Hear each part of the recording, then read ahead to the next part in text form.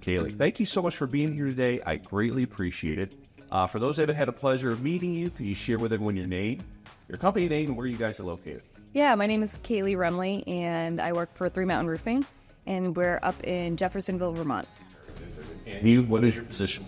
I am a roofing specialist. Roofing specialist. Yeah. Talking for a very, very good reason. You had a fantastic year last year, both professionally and personally, right? I did. Yeah. Very busy. Yeah, share with everyone, this is your time to brag. What would you do in sales last year? I sold 3.8 in 9 months while I was pregnant.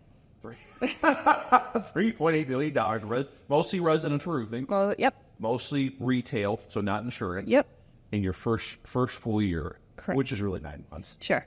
So holy cow, so you're going up and down the ladder as you're pregnant and everything? Yeah. Yeah. At the end, when I did reach out and use my team for support, where there's a couple situations where I'm like, I'm not doing that. Yeah. So. Man, I'm so excited to be here. I really look forward to learning your story and your process. But I love learning people's backgrounds, how they got to where they are. So let's start with you. Before you got into roofing, what were you doing? When you got out of school? You said you're in skiing, right? Yeah, so I was a professional ski bum right after college for a long time. So I worked in the ski industry. I taught skiing this was my first winter that I didn't teach skiing, actually, for about 15, 16 years. Okay. So what prompted the change to roofing? It's a very obvious change, right? Yeah, I had a lot of seasonal jobs in between, like with skiing.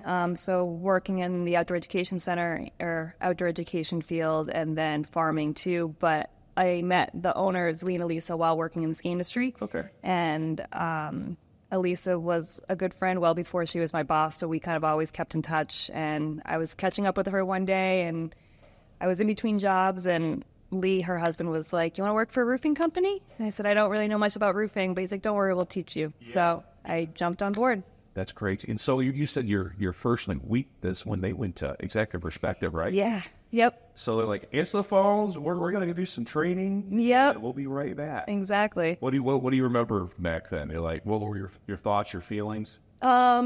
With what? Just with this job change, and they're running off to do some crazy training. I don't know what's going on. Yeah, they were in a pivotal moment in their business, and they either needed to grow or scale down. And so they decided to grow and jump on board with certain paths. So I just learned the process that was working for them at that time. Yeah. And just kind of talking to customers, gathering information, and then we were doing. The sales was a little bit different back then, but but listen, you guys, your process now is modeled off our process, right? Yeah, Lisa and I went down to Arizona to the sales training in, I think, May of 2022, and that is where we learned the sales process and pretty much put it in place after that. So what kind of training did you guys do back home? Were you both playing with each other, just putting materials together? What was that like? After or before the Let's do both. Before, what did you do? I mean, you had the materials. I guess you're like, well, we'll kind of figure it out. So you would probably balk at what we were doing, but we were just going to the house and taking pictures. We really weren't meeting with customers. We're sending out estimates. It was pretty loose. Sure. And then very common, though. Yep. And then after the training, we totally switched it up. And so setting expectations of what the appointment was going to be, meeting with the customers, scheduling to be able to meet with the customers, and then just kind of educating them. Right. Do you guys do a lot of training at the office now? You have 2 more salespeople, I know. Yeah, so we do. We have a sales meeting every week, and so we're kind of in the process of kind of nailing down more role-playing and stuff. But very good. Yeah.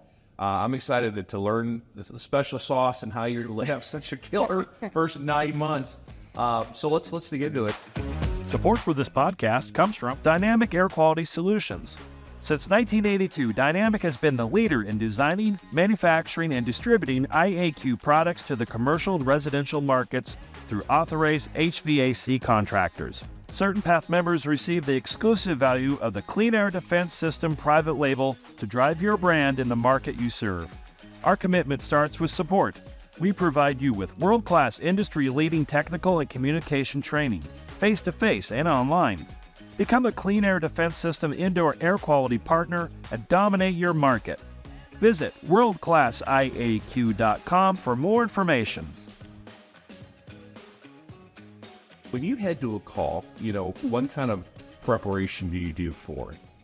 So the night before, we do 2 to 3 calls a day. And so I'm looking at the notes that our office manager is taking for us and kind of looking at them on Google Map. If you can see the house, being in Vermont, there's a lot of houses you can't see because it's in the woods.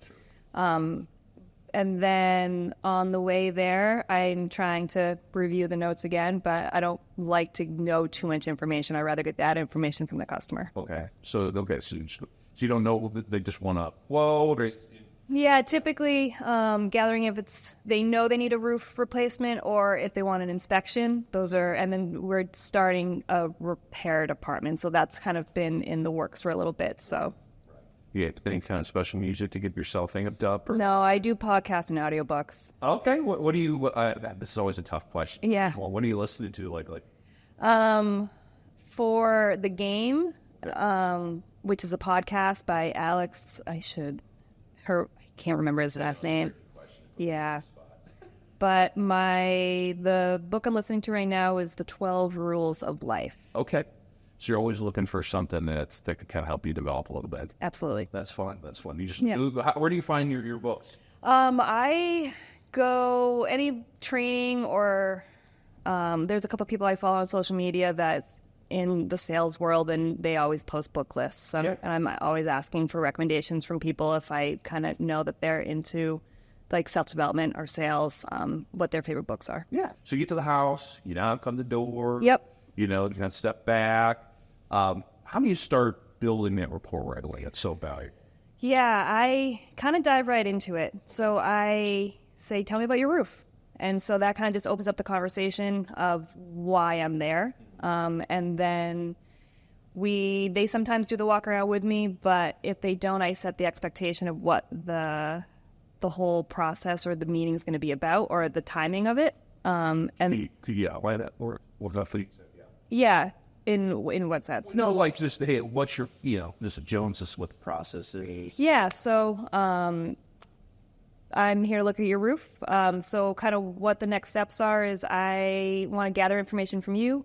Then I'm going to walk around the property, take a series of pictures, gather information, and we send those pictures off to be able to get the roof report, to be able to build a proposal off of those dimensions. And then if there is an attic access, I would love to look into your attic.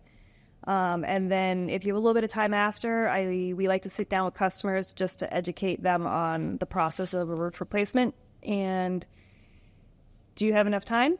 And they're like, yes or no. And then depending on that answer, I kind of go from there. Okay. Do you share anything about yourself at that point, or do you talk about yourself in the company later on? I do later on. I introduce myself, but they are calling us to kind of set the appointment up. So, and we send a bio link with, I think it's a Pulse M, so they know a little bit about me and know my face before I get there. Very good. Very good. How much are you watching? Do you pay attention to body language and personality about, okay, what am I in store for, the rest of the way? Yeah, definitely. Some people come out and then some people invite me in. I think that's the first big indicator of how the meeting is going to go. And then I just try to set them up with the expectation of what to expect to try to get them at ease. Because I know inviting a stranger into your house is uncomfortable for some people. Sure. What other questions? Are you asking a lot of questions at that point? Like why, confirming why you're there, if they just wanted an inspection versus a quote, or what they're looking for in a roof? Usually the question of tell me a little bit about your roof, they are giving me all of that. And then if they aren't, that's kind of when I'm poking a little bit. Not poking, but asking. Yeah. What kind of follow-up stuff do you typically look for? Whether there's any active leaking. So even if there's shingles that are missing, or not missing, I should say, sometimes there is active leaking. Skylights are another thing I want to make sure I am aware of. Those are the two big ones, right? Yeah. Off the bat. So primarily at that point, you're just worried about what's the condition of your current roof. Yeah. We're not getting any deeper than that. Yeah. Okay, very good. So when you're doing the measurement process, do you use any kind of software or anything, tools? Yeah, we use Hover and Eagle View. Okay. So depending on the location of the property, sometimes we can, with Vermont and the service, that is a tricky piece. So like depending on the location, we use one of the two. Okay, very good. And then how long is that whole process? The walk around typically takes me like 10, 15, 20 minutes, depending on the property and the details. Okay. And then when you get in the attic, what are you looking for? Just taking pictures? Taking pictures. Vermont, there's a lot of creative construction.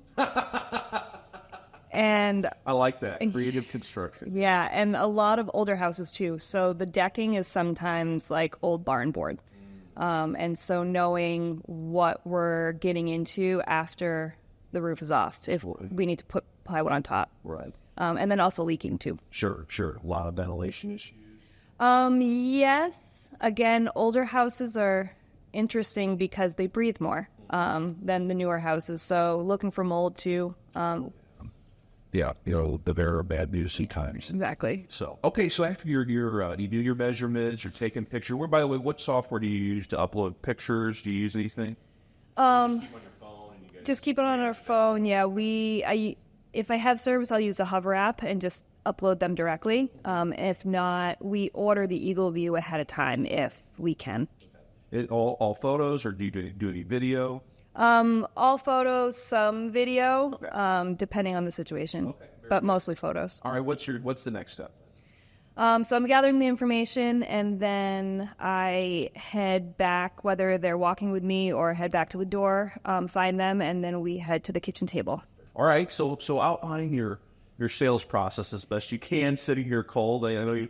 By the way, do you have any tools, books? What do you like? So we use the binder, the Certain Path binder, and then I'm bringing a trifold of the colors of shingles that we offer, and then we have a company folder that has information about our company, references, a little bit more about the warranty that is offered with the shingles, and then some skylight stuff if it pertains. All right. So for people that aren't familiar with the process, can you kind of walk me through it a little bit? Yeah, so I am sitting down and I kind of go over what I look for with a roof that needs to be replaced. And so I'm giving them that list of kind of check boxes, and then I take out my phone and then I start showing them pictures. Okay. And then asking, do you see any of these? And they can pretty quickly point out, yep, I'm seeing black streaking, or yep, that's my ridge cap is starting to get tattered, Right. or I'm missing shingles.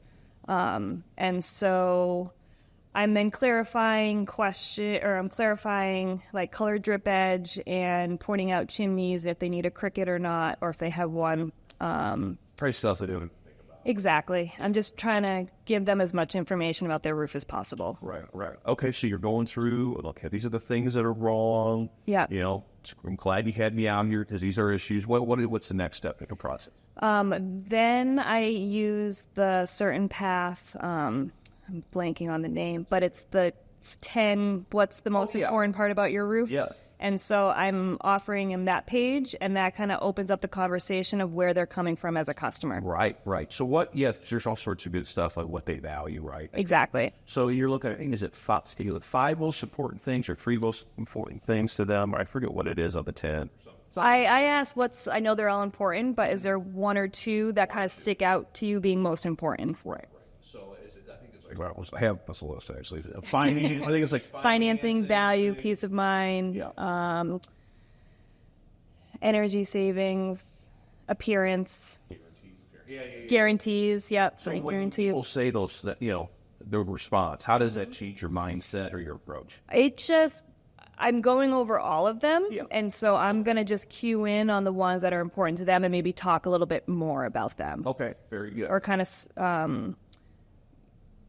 talk a little bit more about that. And how you guys fit that. Exactly. Okay, very good. Yep. All right, what's the next step after that? Then we dive into the anatomy of the roof. Okay. So we've got a photo of the different layers, and then we're just talking about, that's where I talk about the entire process. Okay. How we're going to remove and strip and then kind of build your new roofing system back up. These are the products we use. This is why we use them. And then talking about ventilation is always an important thing that is nobody else they know nothing about ventilation typically. I know about it all before getting into this stuff. And most other roofing companies don't talk about it either. So what do you say to homeowners? Why not? What is ventilation? Do I want it sealed up? I don't want anything coming into my house. So in Vermont, we get a lot of snow and ice. And so I open up the conversation asking if they have any ice damming or if they get icicles on their roof. And then depending on that answer, I can kind of go into you do have proper ventilation or you don't, and this is why. And then kind of giving them the understanding of why ventilation is important. Sure. Okay, do you talk about how your construction process is at that point or how you're different? Like, for example, you guys have project managers or superintendent, everyone calls it QC guy. Yeah, no, we do have project managers on the job site. But that is kind of at the very end. Okay, very good. Yeah. I'm jumping ahead. Yeah, no, it's all good. Slow down, Bob. All right, so what's your next step there? So after ventilation, trying to think. I'm going through the book. But so I'm just kind of making sure they understand the entire process before I get into the warranties and guarantees. And so we offer a warranty with the product that we use, and then talk about our no leak guarantee. Okay. Yep. So explain the no leak guarantee to me, like I'm a customer and how that's beneficial. Yeah. So for 5 years, no questions asked, whether it's a product issue or a workmanship issue. We just want our customers to be 100% satisfied. So as long we can't fix a problem that we don't know about, so we just ask that you communicate. But we just want to make sure we're giving you the best products that you possibly can get. The peace of mind. Exactly. That's great. Okay, what's the next step? And then I introduce financing, if that is something they're interested in. We don't do a ton of financing. Probably 10% of our customers are financing. And they're doing more short-term financing than long-term. Okay, yeah, because your average ticket, you said it was $20,000. So yeah, that's nice. So you don't have to deal with it. You're not giving up any points back. Exactly. So okay, very good. So you go through it though. It's a tool you can use. And some people are like, nope, and I just kind of breeze through that. If not, I'll talk more in depth depending on their body language and how they're responding to me talking about it. Yeah, that's a good point with the body language. You can probably tell right away. People lean into certain things, and then you just go down that rabbit trail a little bit, right? Exactly. Okay, very good. All right, so what's after financing? After financing, I talk about the core values. Okay, great. Yep, and so that's kind of the summing up the whole process. Family, community, excellence, and integrity are the 4 pillars that we really lean on as a company. Yeah. And so kind of going through each of those, and then when going through each of those, that's when I start talking about our project managers and our guarantees and just the whole process a little bit more in detail of why we're different. Sure. So do a lot of your competitors have project managers, or it's mostly just, hey, sell it, there's guys up there? And I think most of them are sending a crew, or if there's a project manager, they just show up and then leave. So we have a project manager that is there majority of the day. Right. They're running trailers if they need to, getting other materials if they need to. Plywood's a big one. Sure. But they're there majority of the day and kind of being that liaison between the homeowner and the customer. Mm-hmm. What else? Is there anything else at that point? You kind of talk about the company or your process and how it's different, maybe how the tear-off's different, it's cleaner. So that is when... So during the core values, cleanup is extremely important to us. So talking about how we tarp the edges of the roof, protecting landscaping, siding, and windows, and then we've got a dedicated cleanup crew within the crew that's literally cleaning up all day long. That's great. Yep. So you use raking, check for nails? All of it. You do the metal detector too? We do like the magnet, the roller. Yeah, that's great. But it's a great way to differentiate yourself. Yeah. We can get 99.9% of the nails. We can't guarantee 100, but they usually chuckle at that. Yeah. So. Yeah, it happens. Yeah. All right, so you go through your core values and then... And then I let them know the next steps in this process. So because of the service in Vermont, I'm not able to build proposals on site. Okay. And so I let them know that I'm going to send off for the roof report, get that roof report. I'm going to head back to the office, build the proposal, and then I will email that over to you. Oh, okay. Yep. Oh, wow. Yep. Right, so you can't close it right. So that's frustrating, but it is what it is. Yeah. So. We found that Vermonters, I've done a couple, I was experimenting with the one-day close with the service areas that I couldn't do it, and I was fairly successful, but Vermonters like to take their time, is what it seems like. Right. I'm sure everybody does, but... Sure. So is it a rule that you can't do it, a law of some sort? No, it's literally like I don't have cell phone service. Oh, you don't have cell phone? Oh, wow. So I can't get access to any of our programming to do anything. Okay, well, that's a unique challenge. It is. So, yeah, Vermont's pretty funny when it comes to cell phone service. All right, so you go back to the office, or you go home, or you build it out? Yep. Okay, so you email it, then what? Like, do you follow up right away? Yes. So that I feel like is why I'm as successful as I am, is because of my follow-up process. What is it? So I send over the email with the proposal. I'm either giving them a call like 3 or 4 days after. We have an automatic email that is sent out a week after, and that usually prompts them to at least start the conversation again. And then I'm calling them after that 1 week. I'll call them probably once every week or two after that, and I'll continue to call them, or text them is another great way I've actually had great success with, until they give me a hard yes or a hard no. Okay. So when you have those conversations, I'm sure you're dealing with it. That's when the objections come, and you're doing it over the phone, right? Yep. So how do you handle? Boy, this is a pretty pricey project. I thought it was going to be X. So how do you handle that situation? So in the initial meeting, I'm letting them know we're not going to be the cheapest. They typically ask, "What do you think my roof's going to cost?" And I let them know my average ticket price. I never give them a cost of what their roof is going to be. Right. So at least gives them a ballpark if they ask. Right. So they have some expectation of what's coming. Exactly. Okay. Yep. Right. So what other some objections you get? How about the other? Oh, no, I think I need to get a couple more bids. I get that almost every day. Sure. And I say, you don't know the right roofer unless you talk to the wrong one. So we don't encourage them to get other bids, but once they do get other bids, it's a very stark difference between our company and our competition. Right. So you said you guys were kind of guilty of it in the early days too, right? Exactly. Yep. I'm sure you also deal with, hey, I already have 2 or 3 bids, right? Yep. And do you ask to see those when you're at the house? So we have that apples to apples guarantee.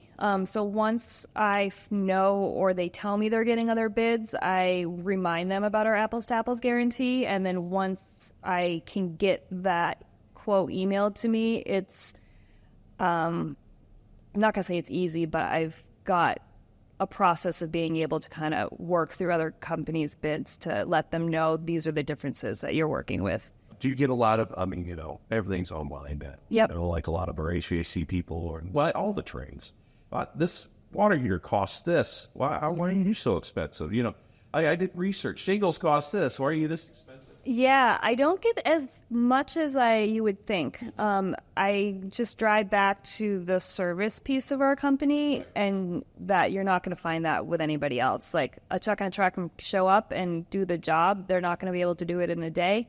The communication is not going to be the same, and so just kind of falling back on those the values that we are creating. So you said you'll just keep following up about once a week or so, like that? I'm feeling it out, but once a week to once every 2 weeks. So how do you decide whether to text somebody or call somebody? I always call. I always call first, and then if they don't answer, I'm always leaving a message, and then in the message, I'm like, I'm going to shoot you a text, because sometimes that's a little bit easier to respond to. Right. And then this number saved, so I know I don't answer stuff. Exactly. And so once I started doing that, my return call rate definitely increased. Okay, very good. Now, are you able to discount much if someone's really pushing hard against you? Yeah, so we've got some wiggle room.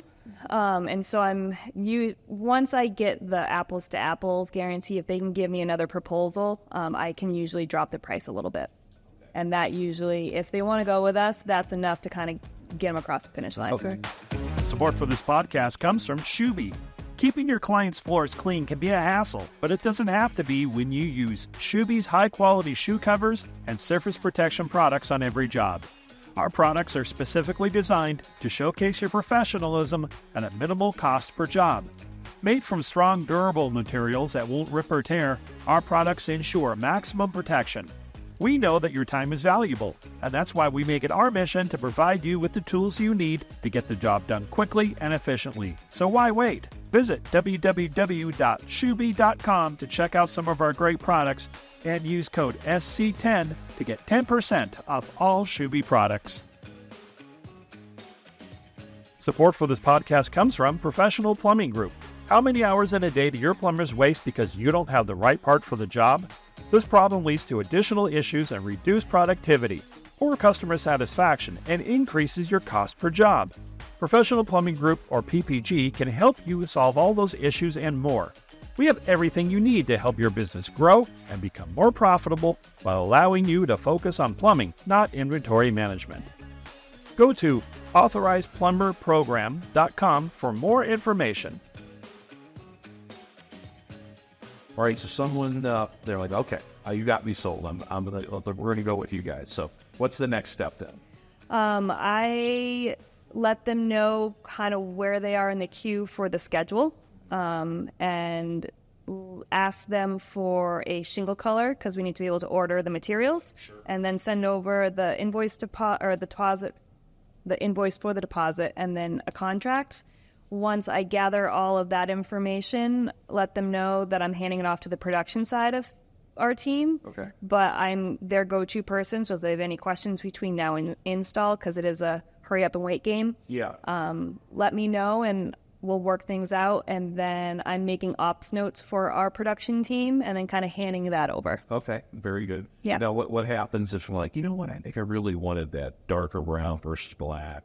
You know, how do you guys make sure that stuff doesn't fall through the cracks? Yeah, so we work with AccuLinks. That's our system. And so our production manager, Duncan, we work closely with him. So any changes that are made, we're tagging him in messages. I'm meeting with him once a week during season.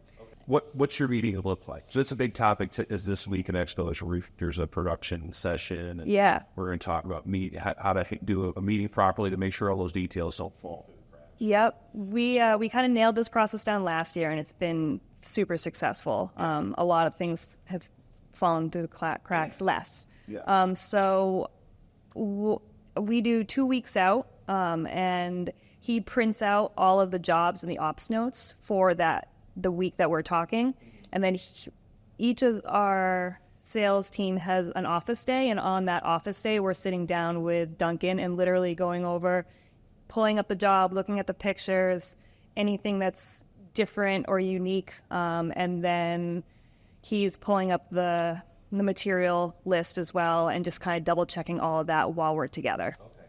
And that's helped a lot. Yeah. That's great. Yeah. That's great. Now, most of this is retail sales. It's not storm stuff where people are just happy, in a lot of cases, to get somebody there.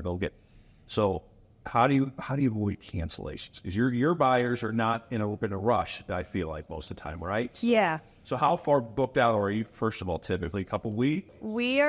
That's a good question. I think in season we're typically like 6 to 10 weeks. Okay, so it can be a while. Yeah, so, because we shut down in the winter. Okay. So we are kind of backlogged from November. We just started production this week. Okay. All right. So, but if it's, let's say, it's summer. Yep. And you're like, we're still booked out. And, how do you avoid people from going, you know what? Joe Blow said they can put it on and the next day or something. How do you avoid it? So we do have emergency spots. So whether it's active leaking or it is a timing game changer, and if that's a deal breaker for them, we do have a little bit of wiggle room. But I also question if Joe Schmo can put it on next week. Like, why aren't they booked out when we're booked out so far? Like, we're not the cheapest, but we've got a list of people wanting us to install their roof. So just kind of pointing that out. Right. So you made with production, everything's going smoothly. They're putting the roof on. Do you drop by at any point? I mean, you got to collect the check. Or do you not do that at all? You guys? Nope. So when we send the invoice out for the deposit, it's usually electronic, but our accounting department handles the payment piece. Okay. Yeah. Right. So very good. Sometimes I don't typically drop by, but I'm usually sometimes in communication around the install. But typically the production team kind of handles the back end of the communication, because we have a process where the project manager is actually going back to the home after the install happens to do kind of a final check, and just asking for what their experience was like, for a Google review as well, and just kind of tying or finishing it up that way. Yeah, very good. Yeah. So you stay focused on just keep selling. Yeah. Yep. That's great. What, kind of wrapping up, what advice might you have for other people, like you, new to the industry, how to be successful, especially so quickly? Yeah. The harder you work, the more successful you'll be. It wasn't easy, but like I was saying earlier, I love knowledge, and so I kind of just dove in headfirst and tried to get as much knowledge about the industry, sales, and just kind of our company and our products as quickly as possible. Yeah. And then if they ghost you, continue to follow up. Yeah. Like the biggest jobs I've sold, they ghosted me for 6 months, but I was just super persistent. And then Every week for 6 months? it was, at that point, it was like 1 to 3 weeks. So I didn't want to like pepper them. Yeah.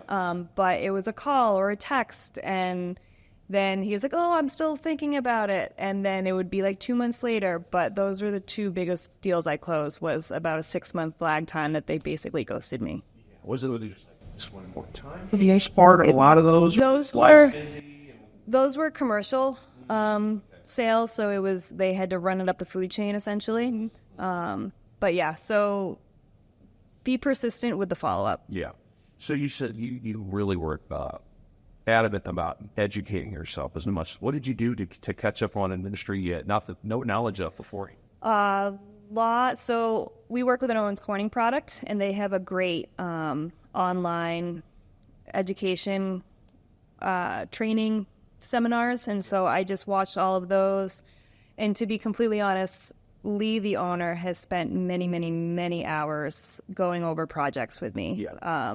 Being Vermont, like I was saying, creative construction, there's every day, I swear, still, I'm like, I don't know what this is. And so he's been extremely giving with his time, and we are just going over all of the nitty-gritty details and him explaining to me why they potentially did the construction that way. Yeah.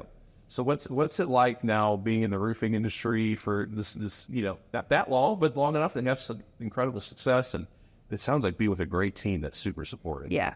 So what's that like? Yeah, our culture in our company is probably one of my favorite things about working for Three Mountain Roofing. Yeah. They have put a lot of time and energy into just kind of building us up and like supporting us in any way possible. And especially being pregnant, that was working in the trades. Elisa has been amazing. I didn't have the easiest pregnancy. I actually threw up most days for 9 months, multiple times a day. So it was a challenge, but anything that I needed, they were able to help me with. Yeah.